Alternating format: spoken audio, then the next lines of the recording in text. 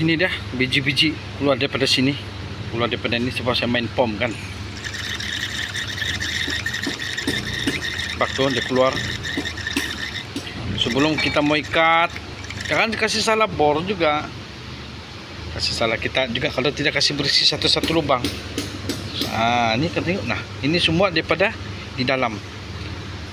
Itulah dia tidak boleh ikat dulu, tidak boleh ikat kuat. Sebab ada daki-daki di dalam ni. Tadi pakai tangan pun tidak boleh. Sekarang ada okey sikit lah. Itu mau yang tidak berapa cantik lah. Tadi pakai tangan pun tidak boleh. Jadi kena teruskan lah.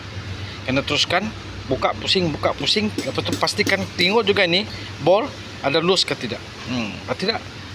Sama juga dia serta dia leaking kuat. Sebab kan dia leaking sebelah sini kan. Okey, teruskan dulu.